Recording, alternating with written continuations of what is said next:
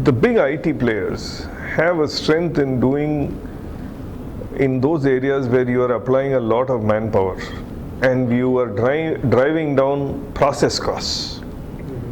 They have enormous strength in that. So for example, if you take, let us say, safety reporting, you have what is called as an integrated case sheets.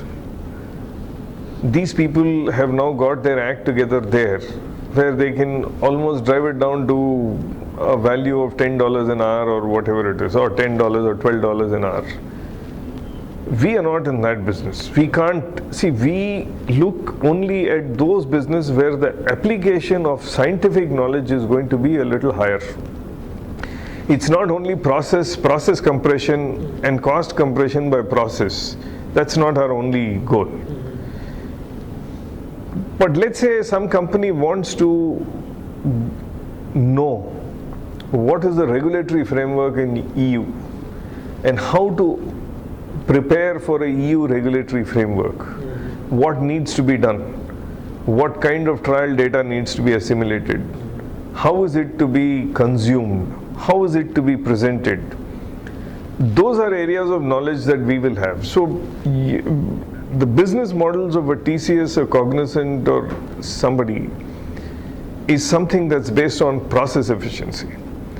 Our business model is based on value and scientific domain knowledge. See, even in the life sciences, what we do, we are very strong in the pharmaceutical and biotech research and development process. That's what we define as our market. So if you look at which are the big pharma biotech R&D markets in the world, first is US, second is Europe, and third is Japan. So we are very strong in US and Europe. Europe, I won't say we're very strong, but we have a presence, significant presence in Europe. We have 2 large offices, one in Frankfurt, one in Denmead in UK. But we are not present in Japan at the moment. It is our ambition that we should be present in Japan. At least by the next financial year, we should have a presence in Japan. But overall, it must be said that the life sciences market is very strongly driven by the regulator. And if a regulator, so our demand environment for my services is strongly pushed by the regulator. Once the regulator says do this, a pharma company does not have a choice of whether they will do it.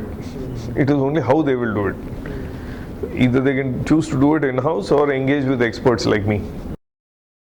I think the pharma customers alone will be over 150. And we've served them across spaces. We've served them on the clinical data management side. We've served them on the regulatory consulting and submission side. And we've served them on safety analysis and safety reporting side. So we really have a 360-degree coverage of the life sciences pie. We've now added 3 new domains in this. So one is what we call as regenerative medicine or stem cell therapy.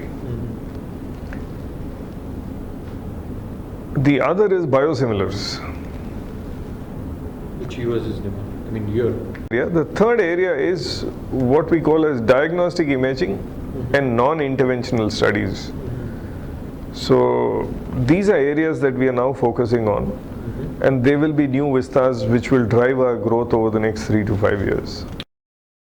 Very good order book for the first time crossed 100 million on 31st March. So that was a very